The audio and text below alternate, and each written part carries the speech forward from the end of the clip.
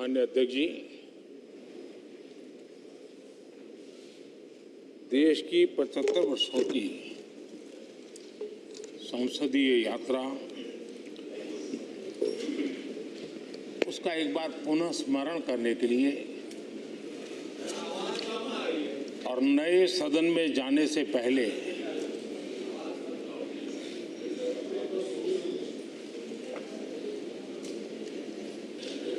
उन प्रेरक पलों को,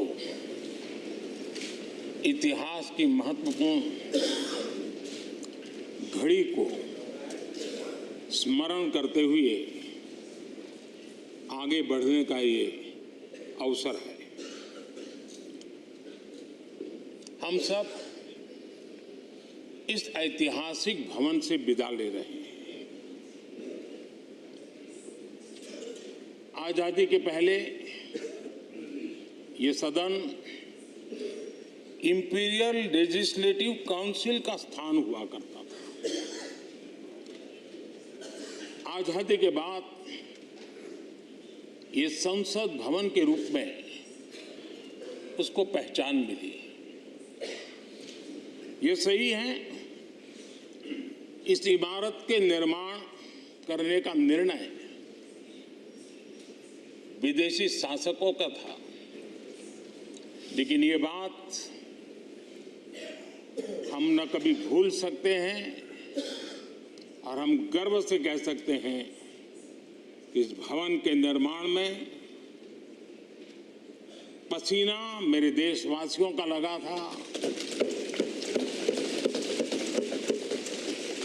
परिश्रम मेरे देशवासियों का लगा था और पैसे भी मेरे देश के लोगों के।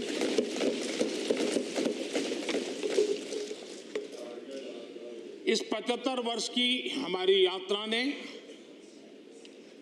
अनेक लोकतांत्रिक परंपराओं और प्रक्रियाओं का उत्तम से उत्तम सृजन किया है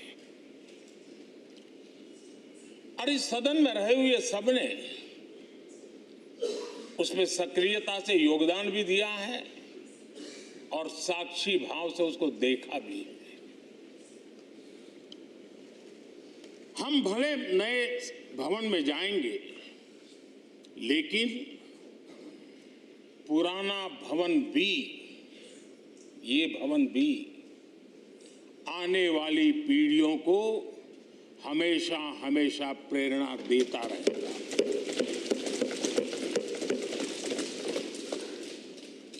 ये भारत के लोकतंत्र की स्वर्णिम यात्रा का एक महत्वपूर्ण अध्याय है, जो सारी दुनिया को भारत की रगों में लोकतंत्र का सामर्थ्य कैसे है, इसका परिचित कराने का काम इस इमारत से होता रहेगा। आदरणीय अध्यक्ष जी, अमृतकाल की प्रथम प्रभा का प्रकाश राष्ट्र में एक नया विश्वास, नया आत्मविश्वास, नया उमंग, नए सपने, नए संकल्प और राष्ट्र का नया सामर्थ्य उसे भर रहा है। चारों तरफ आज भारतवासियों की उपलब्धि की चर्चा हो रही है और गौरव के साथ हो रही है।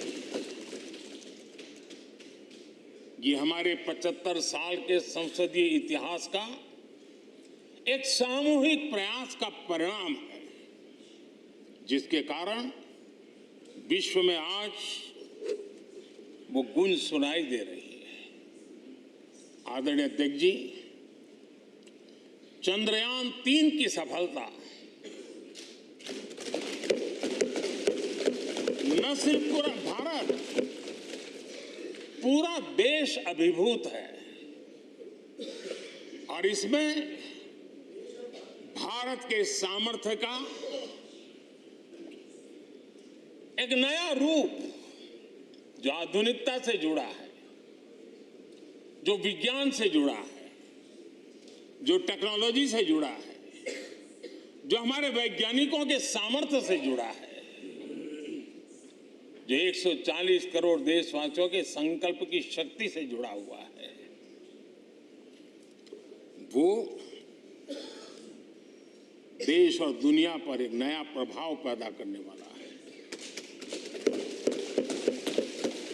ये सदन और इस सदन के माध्यम से मैं फिर एक बार देश के वैज्ञानिकों और उनके साथियों को कोटि कोटि बधाइयां देता हूं, उनका अभिनंदन करता हूं।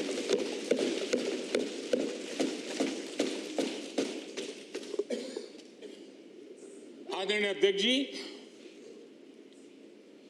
ये सदन ने भूतकाल में जब नेम की समिट हुई थी, सर्वसम्मति से प्रस्ताव पारित करके देश के इस प्रयास को सराहा था।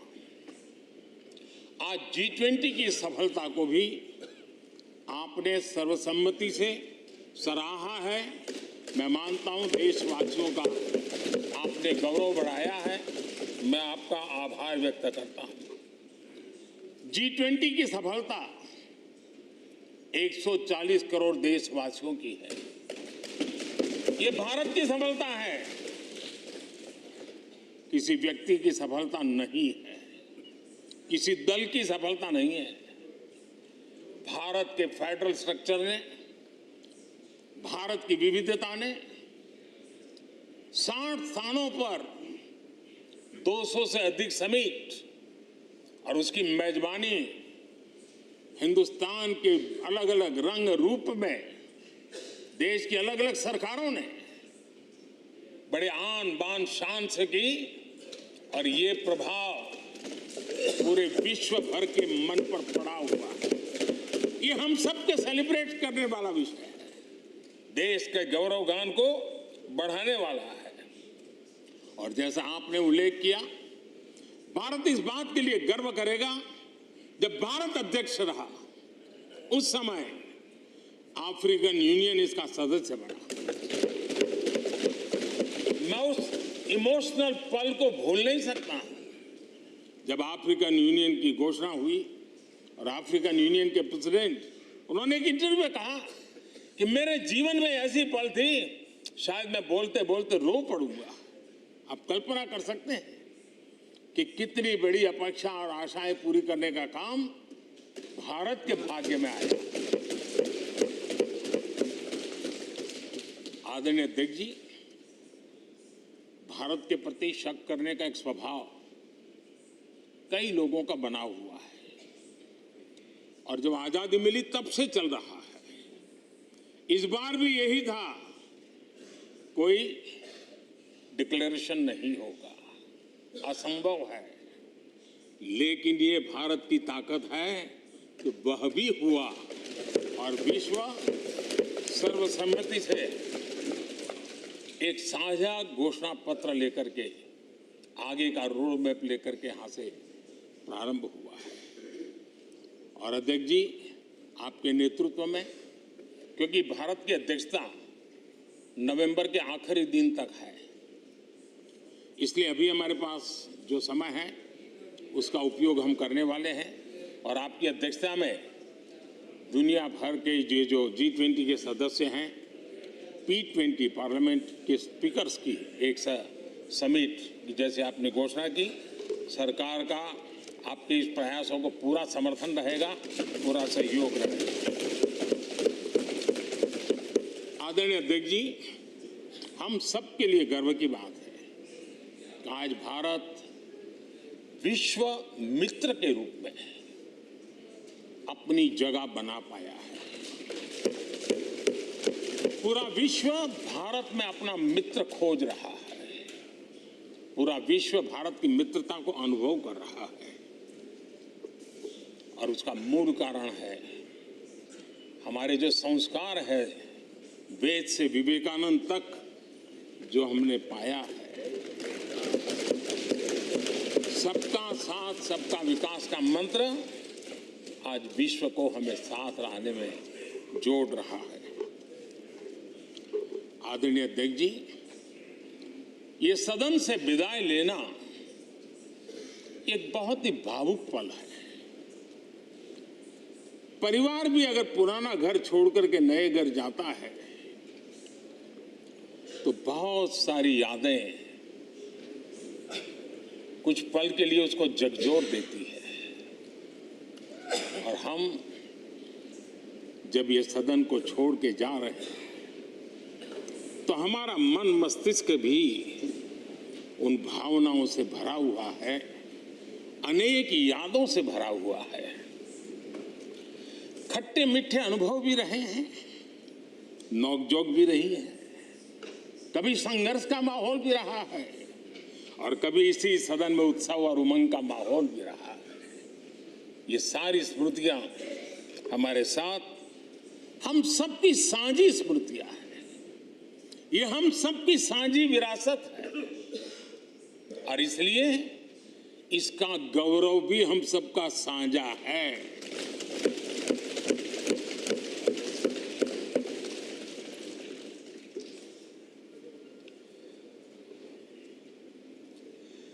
आजाद भारत के नवनिर्माण से जुड़ी हुई अनेक घटनाएं इन 75 वर्ष में यही सदन में आकार लेती हुई हमने देखी है।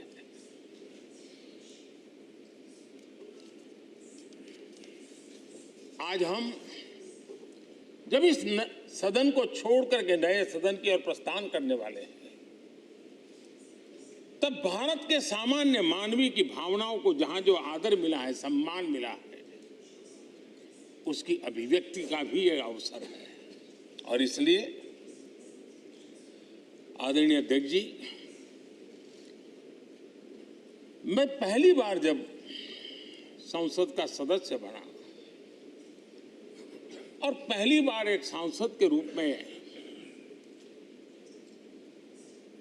इस भवन में मैंने प्रवेश किया तो सहज रूप से मैंने इस संसद भवन के डोर पक्ति पर अपना शीश झुका करके इस लोकतंत्र के मंदिर को श्रद्धा भाव से नमन करते हुए मैंने पैर रखा था। वो पल मेरे लिए भावनाओं से भरी हुई थी, मैं कल्पना नहीं कर सकता था। लेकिन भारत के लोकतंत्र की ताकत है, भारत के सामान्य मानवीय की लोकतंत्र के प्रति श्रद्धा का प्रतिबिंब है कि रेलवे प्लेटफॉर्म पर गुजारा करने वाला एक गरीब परिवार का बच्चा पार्लियामेंट पहुंच गया।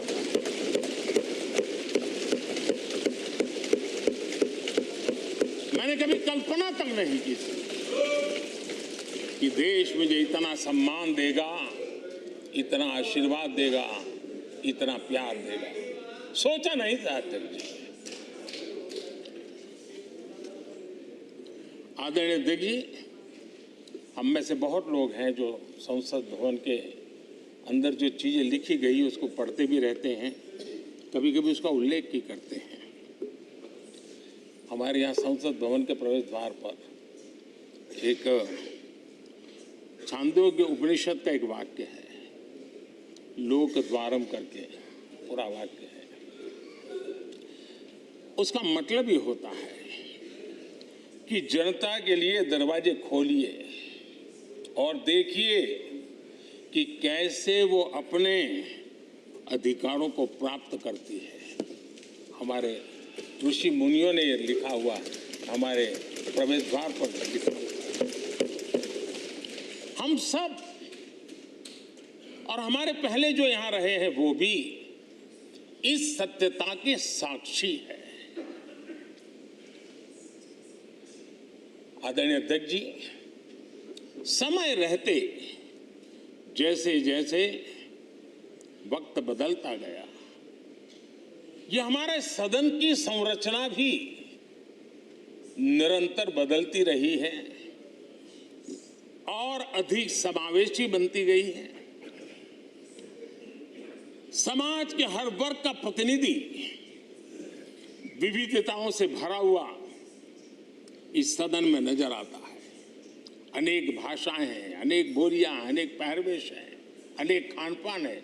सदन के अंदर सब कुछ है और समाज के सभी तबके के लोग, चाहे वो सामाजिक रचना के हो, चाहे आर्थिक रचना के हो, चाहे गांव या शहर के हो, एक प्रकार से पूर्ण रूप से समावेशी वातावरण सदन में पूरी ताकत के साथ जन सामान्य की इच्छा आकांक्षाओं को प्रकट करता रहा है।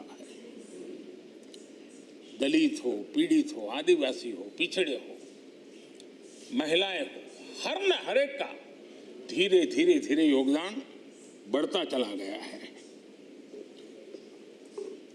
आदरणीय अध्यक्ष जी, प्रारंभ में महिलाओं की सदस्य संख्या कम थी, लेकिन धीरे धीरे माताओं बहनों ने भी इस सदन की गरिमा को बढ़ाया है। इस सदन के गरिमा में बहुत बड़ा बदलाव लाने में उनका योगदान रहा है। आदरणीय अध्यक्ष जी, प्रारंभ से अब तक एक मोटा हिसाब लगाता था, करीब 7,500 से अधिक जनप्रतिनिधि दोनों सदनों में मिलाकर के योगदान दे चुके हैं। इतने सालों में 7,500 से करीब ज्यादा। इस कालखंड में करीब 600 महिला सांसदों ने भी इस सदन की गरिमा को बढ़ाया है, दोनों सदन की। और आदरणीय अध्यक्ष जी, आप जानते हैं कि इस सदन में आदरणीय इंद्रजीत गुप्ता जी 43 ईयर, अगर मेरी गलती नहीं हो तो 43 ईयर इस सदन में लंबा समय बैठ करके इस सदन के साक्षी बनने का उनको सौभाग्य मिला। और यही सदन है आदरणीय अध्यक्ष जी, जहां शकीकुर रहमान जी 93 की एज में भी सदन में अपना योगदान देते रहे, जबकि उनकी उम्र 93। और आदरणीय अध्यक्ष जी, ये भारत के लोकतंत्र की ताकत है कि 25 साल की उम्र की चंद्रमणि मुर्मू इस सदन की सदस्य बनी थी। सिर्फ 25 साल की उम्र की, सबसे छोटी उम्र की सदस्य बनी थी। आदरणीय अध्यक्ष महोदय, वाद विवाद, कटाक्ष, ये सब कुछ हम सब ने अनुभव किया है, हम सब ने इनिशिएट भी किया है, कोई बात नहीं है। लेकिन उसके बावजूद भी शायद जो परिवार भाव हम लोगों के बीच में रहा है, हमारे पहले की पीढ़ियों में भी रहा है, जो लोग प्रचार माध्यमों से हमारे यहाँ का रूप देखते हैं और बाहर निकलते ही हमारा जो अपनापन होता है, परिवार भाव होता है, वो एक अलग ही ऊंचाई पर ले जाता है। और ये भी इस सदन की ताकत है, एक परिवार भाव। और उसके साथ साथ हम कभी कड़वाहट पाल करके नहीं जाते हैं। हम उसी प्यार से सदन छोड़ने के कई वर्षों के बाद भी मिल जाए तो भी उस प्यार को कभी भूलते नहीं है, उस स्नेह भरे याद दिनों को भूलते नहीं है। वो मैं अनुभव कर सकता हूं। आदरणीय अध्यक्ष जी, हमारे पहले भी और वर्तमान भी हमने कई बार देखा है कि अनेक संकटों के बावजूद भी, अनेक असुविधाओं के बावजूद भी सांसद सदन में आए हैं और उन्होंने शारीरिक पीड़ा भी असह्य हो तो भी सदन में एक सांसद के रूप में जनप्रतिनिधि के रूप में अपना कर्तव्य निभाया है। ऐसी अनेक घटनाएं आज हमारे सामने हैं। गंभीर गंभीर बीमारियों के बावजूद भी कोई व्हीलचेयर में आना पड़ा,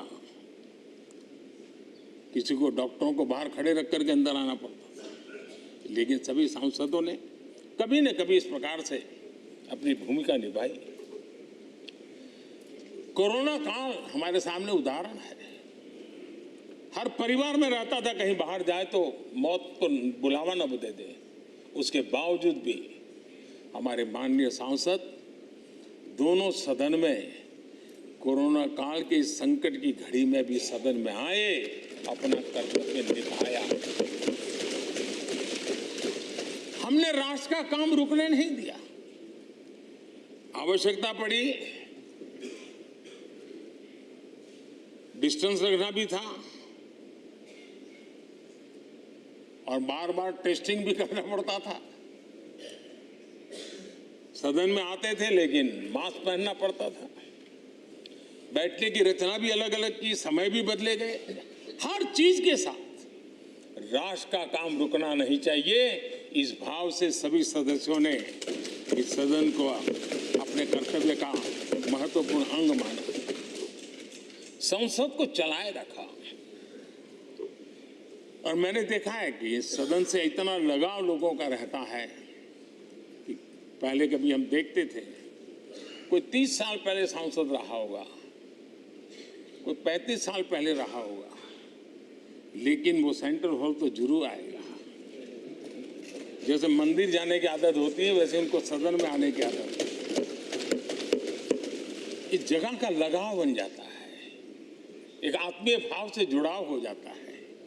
और ऐसे बहुत से पुराने लोग हैं जो आते जाते भी मन करता है जरा चलो एक चक्कर काट ले। आज उनका जनप्रतिनिधि के नाते दायित्व तो नहीं है, लेकिन भूमि के प्रति उनका लगाव हो जाता है। ये सामर्थ्य होता है इस सदन का। आदरणीय अध्यक्ष महोदय, आजादी के बाद बहुत बड़े बड़े विद्वान लोगों ने बहुत आशंकाएं व्यक्त की थी, पता नहीं देश का क्या होगा, चल पाएगा कि नहीं चल पाएगा, एक रहेगा कि बिखर जाएगा, लोकतंत्र बना रहेगा नहीं, 50। लेकिन इस देश की संसद की ताकत है कि पूरे विश्व को गलत सिद्ध कर दिया और ये राष्ट्र पूरे सामर्थ्य के साथ आगे बढ़ता रहा। और इस विश्वास से कि हम भले आशंकाएं होंगी, घने काले बादल होंगे, लेकिन सफलता प्राप्त करते रहेंगे। और ये हम सब लोगों ने, हमारी पुरानी पीढ़ियों ने मिलकर के इस काम को करके दिखाया है, इसका गौरवगान करने का ये अवसर है। आदरणीय अध्यक्ष जी, इसी भवन में 2 साल 11 महीने तक संविधान सभा की बैठकें हुई और उसने देश के लिए एक मार्गदर्शक जो आज भी हमें चलाता है, हमारे संविधान दिया। और 26 नवंबर 1949 को जो संविधान हमें मिला वो 26 जनवरी 1950 को लागू हुआ। इन 75 वर्षों में सबसे बड़ा जो अचीवमेंट है वो ये है कि देश के सामान्य मानवी का इस संसद पर विश्वास बढ़ता ही गया है।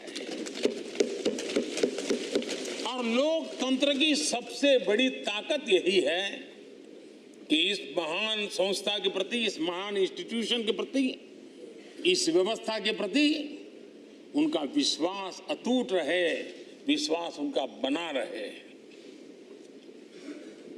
इन 75 वर्षों में हमारी संसद ने जन भावनाओं की अभिव्यक्ति का भवन भी बना दिया। यहाँ जन भावनाओं की पुरजोश अभिव्यक्ति और हम देखते हैं राजेंद्र बाबू से लेकर डॉक्टर कलाम, रामनाथ जी कोविंद और अभी द्रौपदी मुर्मू जी, इन सब के संबोधन का लाभ हमारे सदनों को मिला है, उनका मार्गदर्शन मिला है। आदरणीय अध्यक्ष जी, पंडित नेहरू जी, शास्त्री जी, वहां से लेकर के अटल जी, मनमोहन सिंह जी तक एक बहुत बड़ी श्रृंखला जिसने इस सदन का नेतृत्व किया है और सदन के माध्यम से देश को दिशा दी है, देश को नए रंग रूप में ढालने के लिए उन्होंने परिश्रम किया है, पुरुषार्थ किया है। आज उन सबका गौरवगान करने का भी अवसर है। आदरणीय अध्यक्ष जी,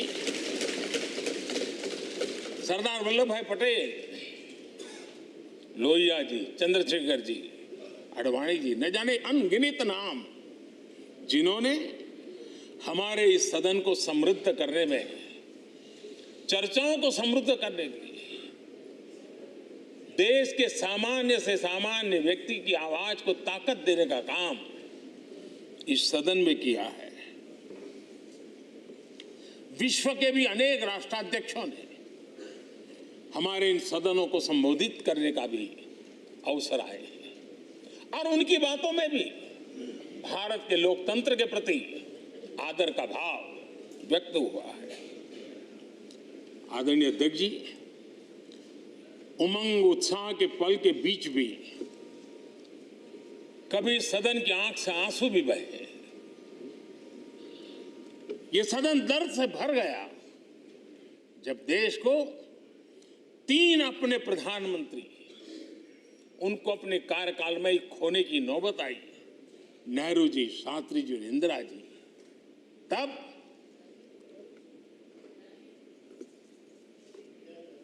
ये सदन अश्रुभीनी आंखों से उन्हें विदाई दे रहा था। आदरणीय अध्यक्ष जी, अनेक चुनौतियों के बावजूद भी हर स्पीकर ने, हर सभापति ने बेहतरीन तरीके से दोनों सदनों को सुचारू रूप से चलाया है और अपने कार्यकाल में उन्होंने जो निर्णय किए वो निर्णय मावलंकर जी से काल से शुरू हुए हो या सुमित्रा जी के कालखंड के हो या बिरला जी के, आज भी उन निर्णयों को रेफरेंस पॉइंट माना जाता है। ये काम हमारे करीब 17 स्पीकर और उसमें 2 हमारी महिला स्पीकर ने भी, और मावलंकर जी से लेकर के सुमित्रा ताई तक और बिरला जी का मार्गदर्शन आज भी हमें मिल रहा है। हर एक ने अपनी अपनी शैली रही है, लेकिन उन्होंने सबको साथ लेकर के नियमों कानूनों के बंधन में इस सदन को हमेशा ऊर्जावान बनाए रखा है। मैं आज उन सभी स्पीकर महोदय को भी आज वंदन करता हूं, अभिनंदन करता हूं। आदरणीय अध्यक्ष जी, ये सही है कि हम जनप्रतिनिधि अपनी अपनी भूमिका निभाते हैं, लेकिन सातत्यपूर्ण तरीके से हमारे बीच जो ये टोली बैठती है उनकी भी कई पीढ़ियां बदल गई है। कभी कागज लेके दौड़ के आते हैं, उनका भी योगदान कम नहीं है।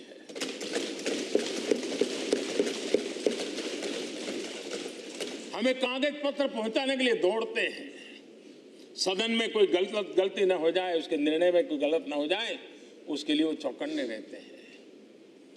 जो काम इनके द्वारा हुआ है उसने भी सदन के क्वालिटी ऑफ गवर्नेंस में तेजी लाने में बहुत बड़ी मदद की है। मैं उन सभी साथियों का और इनके पूर्व में जो रहे उनका भी हृदय से अभिनंदन करता हूं। इतना ही नहीं, सदन मतलब ये खंड ही नहीं है, इस पूरे परिसर में अनेक लोगों ने, किसी ने हमें चाय पिलाई होगी, किसी ने पानी पिलाया होगा, किसी ने रात रात चली हुई सदन को किसी को भूखा पेट रहने नहीं दिया होगा। कई प्रकार की सेवाएं की होगी। किसी ने माली ने इसके बाहर के एनवायरनमेंट को संभाला होगा, किसी ने इसकी सफाई की होगी। न जाने कितने ही अनगिनत लोग होंगे जिन्होंने हम सब अच्छे ढंग से काम कर सके, और यहां जो काम हो वो काम देश को आगे बढ़ाने के लिए अधिक से अधिक तेजी से हो, उसके लिए जो माहौल बनाना, व्यवस्था बनाना, उसके लिए जिसने योगदान दिया है, मेरी तरफ से भी और इस सदन की तरफ से भी मैं उनका विशेष रूप से नमन करता हूं।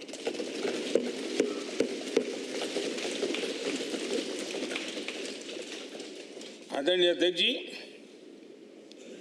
लोकतंत्र का ये सदन, आतंकी हमला हुआ, पूरे विश्व में यह आतंकी हमला एक इमारत पर नहीं था, ये मदर ऑफ डेमोक्रेसी एक प्रकार से हमारी जीवात्मा पर यह हमला था। ये देश उस घटना को कभी भूल नहीं सकता है, लेकिन आतंकियों से लड़ते लड़ते सदन को बचाने के लिए और हर सदस्य को बचाने के लिए जिन्होंने अपने सीने पर गोलियां झेली, आज मैं उनको भी नमन करता हूं। हमारे बीच नहीं है, लेकिन उन्होंने बहुत बड़ी रक्षा की है। आदरणीय अध्यक्ष जी, जब आज हम इस सदन को छोड़ रहे हैं, तब मैं उन पत्रकार मित्रों को भी याद करना चाहता हूं जिन्होंने जीवन में, कुछ लोग तो ऐसे हैं जिन्होंने पूरा जीवन अपने कार्यकाल में संसद के काम को ही उन्होंने रिपोर्ट किया है।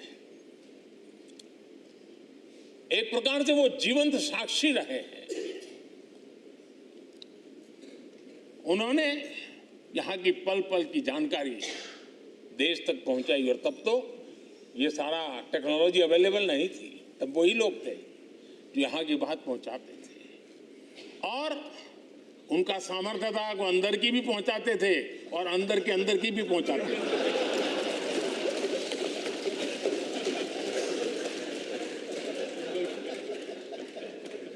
और मैंने देखा कि ऐसे पत्रकारिता जिन्होंने संसद को कवर किया,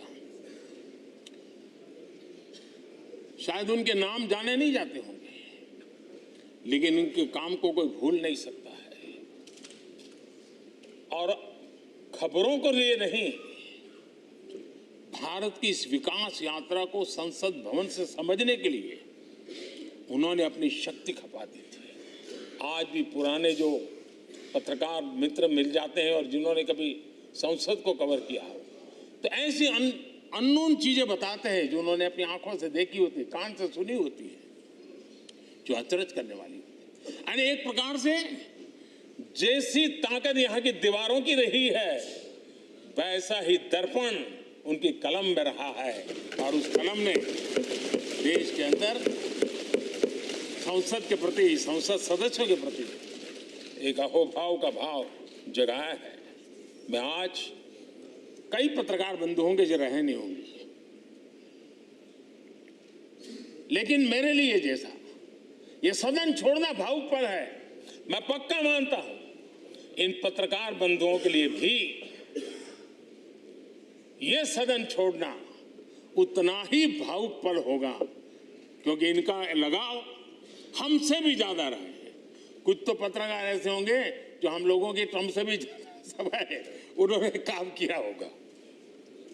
आज उनके उस महत्वपूर्ण लोकतंत्र की ताकत बनने के लिए, योगदान देने के लिए भी याद करने का अवसर है।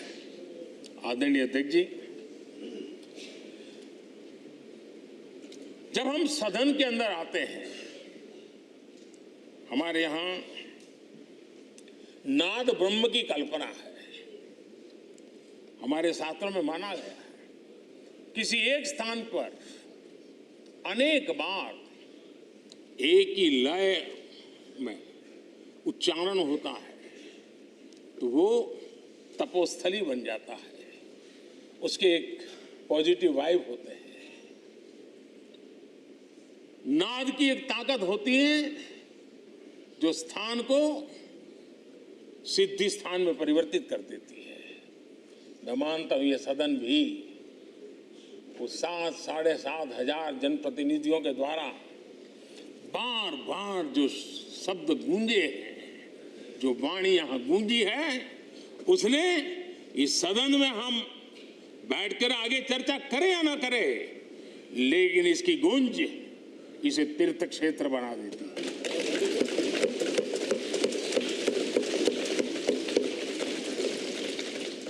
एक जागृत जगह बन जाती है और लोकतंत्र की प्रति श्रद्धा रखने वाला व्यक्ति आज से 50 साल के बाद भी जब यहां देखने के लिए भी आएगा तो उसे उस गूंज की अनुभूति होगी कि कभी भारत की आत्मा की आवाज यहां पर गूंजती थी। और इसलिए अध्यक्ष महोदय, ये वो सदन है जहां कभी भगत सिंह, बटुकेश्वर दत्त, उन्होंने अपनी वीरता सामर्थ्य से अंग्रेज सल्तनत को जगा दिया था बम का धमाका कर। वो बम की गूंज भी जो देश का भला चाहते हैं उनको कभी सोने नहीं देती। आदरणीय अध्यक्ष जी, ये वो सदन है जहां पंडित जी को इसलिए भी याद किएगा, अनेक बातों के लिए याद किएगा, लेकिन हम जरूर याद करेंगे इसी सदन में पंडित नेहरू का at the stroke of midnight की गूंज हम सबको प्रेरित करती रहेगी। और इसी सदन में अटल जी ने कहा था, वो शब्द आज भी गूंज रहे हैं इस सदन में, सरकारें आएगी जाएगी, पार्टियां बनेगी बिगड़ेगी, लेकिन ये देश रहना चाहिए।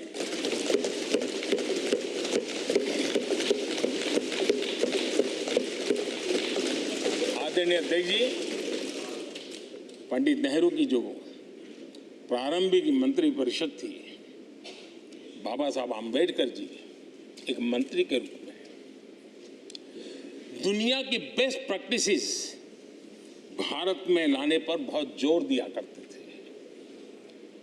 फैक्ट्री कानून में अंतर्राष्ट्रीय सुझावों को शामिल करने पर बाबा साहब सर्वाधिक आग्रही रहे थे और उसका परिणाम आज देश को लाभ मिल रहा है।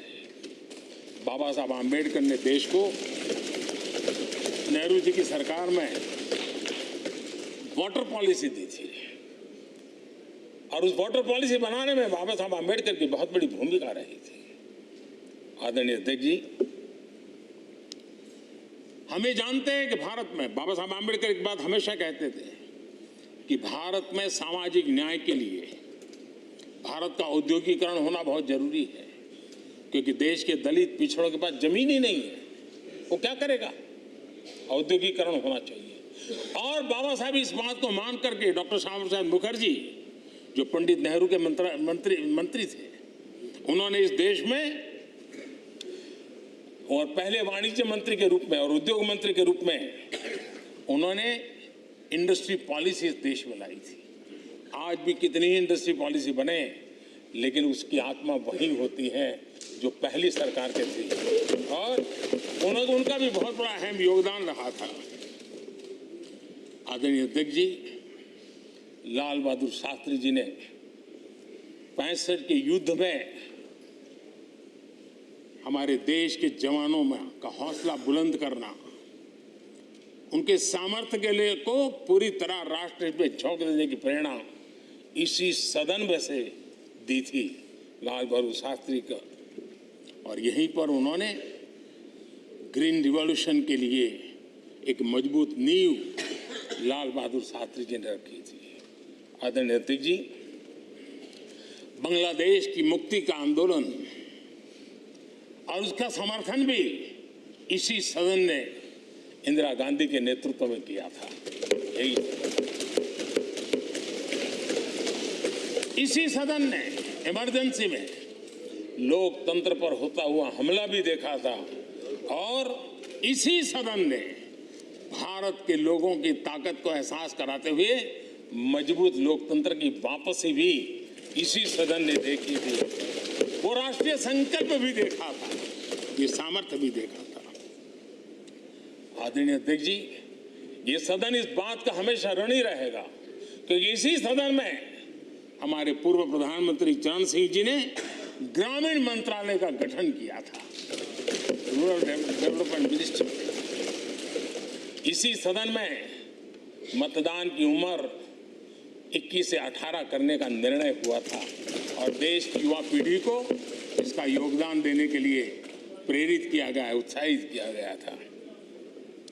हमारे देश ने गठबंधनों की सरकारें देखी, पीपी सिंह जी हो, चंद्रशेखर जी, और बाद में एक सिलसिला चला।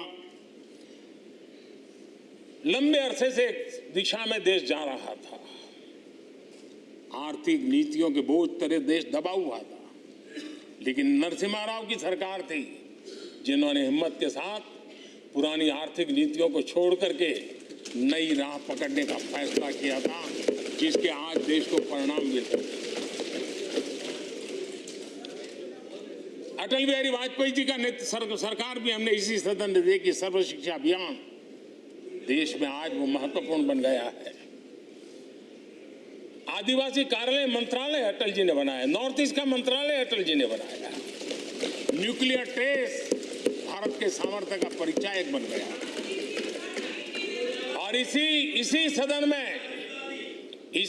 में मनमोहन जी की सरकार कैश फॉर वोट को भी, उस कांड को भी सदन ने देखा है।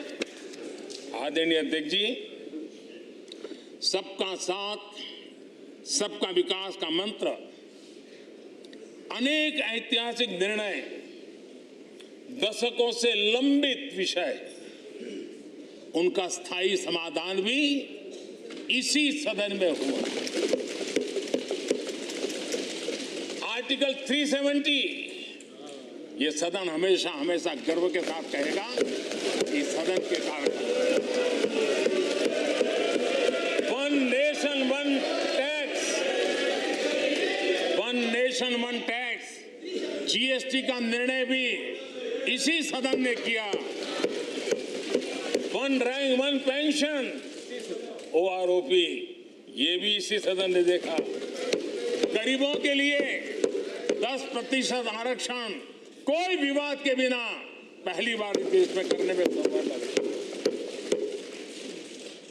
आदरणीय अध्यक्ष जी, भारत के लोकतंत्र में तमाम उतार चढ़ाव हमने देखे और ये सदन लोकतंत्र की ताकत है, लोकतंत्र की ताकत की साक्षी है, जन विश्वास का एक केंद्र बिंदु रहा है। इस सदन की विशेषता देखिए और दुनिया के लोगों को आज भी अचरज होता है। यह सदन है जिसमें कभी 4 सांसद वाली पार्टी सत्ता में होती थी और 100 सदस्य वाली पार्टी विपक्ष में बैठती थी।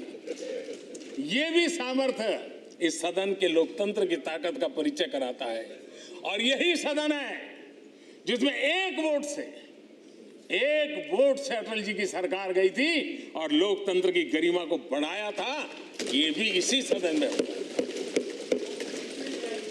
आज अनेक छोटी छोटी रीजनल पार्टियों का प्रतिनिधित्व हमारे देश की विविधता को, हमारे देश के एस्पिरेशंस का एक प्रकार से वो आकर्षक केंद्र बिंदु बना है। आदरणीय अध्यक्ष जी, इस देश में 2 प्रधानमंत्री ऐसे रहे, मोरारजी भाई वीपी सिंह एक प्रकार से कांग्रेस में जीवन खपाया था, लेकिन एंटी कांग्रेस गवर्नमेंट का नेतृत्व कर रहे थे। ये भी इसकी विशेषता थी। और हमारे नरसिम्हा राव जी, वो तो बिस्तरा गोल करके घर जाने की तैयारी कर रहे थे, निवृत्ति की घोषणा कर चुके थे, लेकिन यही लोकतंत्र की ताकत देखिए, सदन की ताकत देखिए, वो प्रधानमंत्री के रूप में 5 साल हमारी सेवा कर।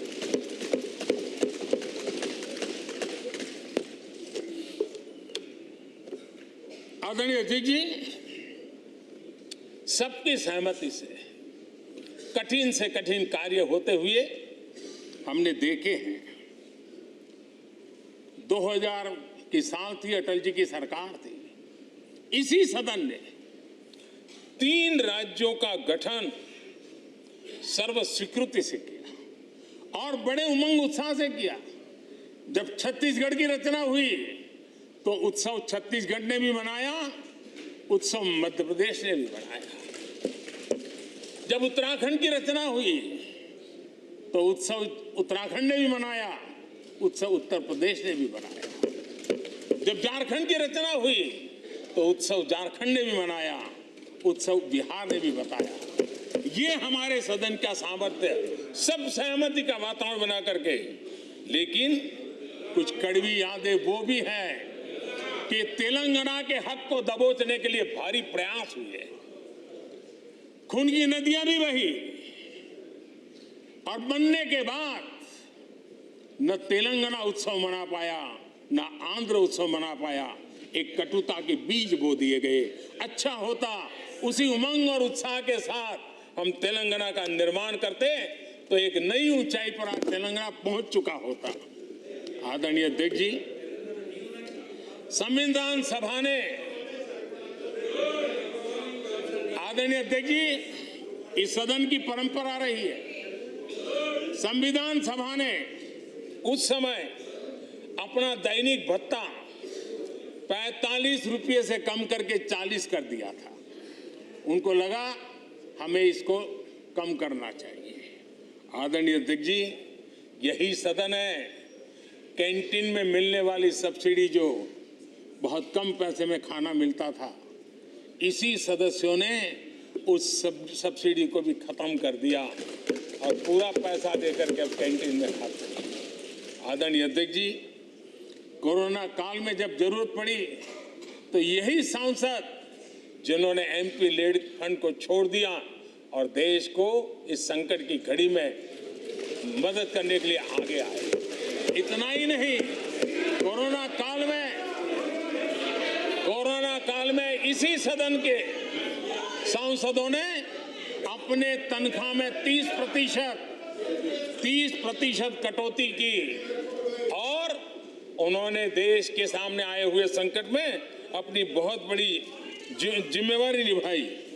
आदरणीय अध्यक्ष जी, हम गर्व से कह सकते हैं, ये सदन में बैठे हुए लोग भी कह सकते हैं, हमारे पूर्वज जो सदन में बैठे थे वो भी कह सकते हैं कि हम ही लोग हैं जिन्होंने हम पर डिसिप्लिन लाने के लिए हमारे यहाँ जनप्रतिनिधित्व कानून में समय समय पर कठोरता बरती। नियम हमने ही लादे, हमने ही तय किया कि नहीं, जनप्रतिनिधि के जीवन में ये नहीं हो सकता। मैं मानता हूं ये जीवंत लोकतंत्र का बहुत बड़ा उदाहरण है और ये सदन ने दिया है, यही माननीय सांसदों ने दिया है और हमारी पुरानी पीढ़ी के सांसदों ने दिया है। और मैं मानता हूं कि कभी कभी उन चीजों को भी याद करना चाहिए। आदरणीय अध्यक्ष जी, हम जो वर्तमान सांसद हैं उनके लिए तो ये विशेष सौभाग्य का अवसर है। सौभाग्य का अवसर इसलिए है कि हमें इतिहास और भविष्य दोनों की कड़ी बनने का अवसर मिला है।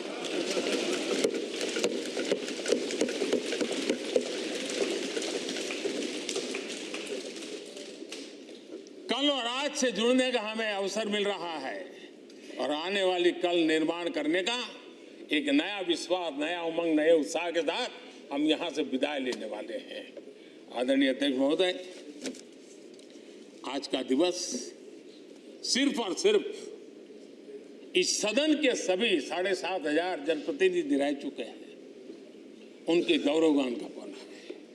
इन दीवारों से हमने जो प्रेरणा पाई है,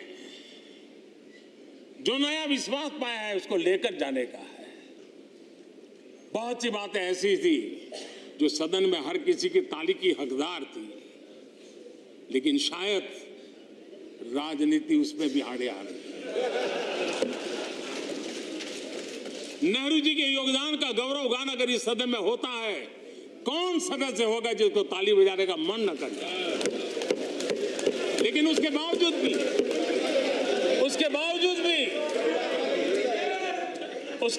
भी देश के लोकतंत्र के लिए बहुत जरूरी है हम सब ने अपने यहां सोच लें। आदरणीय अध्यक्ष जी,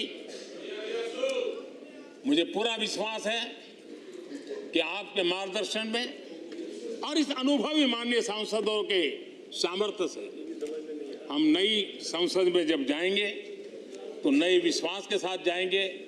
मैं फिर एक बार आज पूरा दिवस आपने इन पुरानी स्मृतियों को ताजा करने के लिए दिया, एक अच्छे वातावरण में सबको याद करने का मौका दिया, इसके लिए मैं आप सबका आपका हृदय से आभार व्यक्त करता हूं। और मैं सभी सदस्यों से आग्रह करूंगा कि अपने जीवन की ऐसी मधुर यादों को यहाँ हम जरूर व्यक्त करें, ताकि देश तक पहुँचे कि सचमुच में ये हमारा सदन, ये हमारे जनप्रतिनिधियों की गतिविधि सच्चे अर्थ में देश को समर्पित है, इसका भाव लोगों के तक पहुँचे। इसी एक अपेक्षा के साथ मैं फिर एक बार इस धरती को प्रणाम करता हूँ, इस सदन को प्रणाम करता हूँ।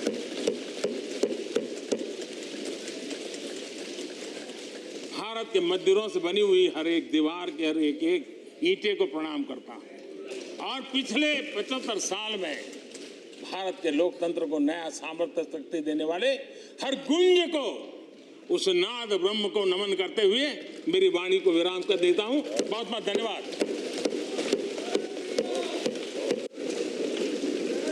माननीय सदस्यगण,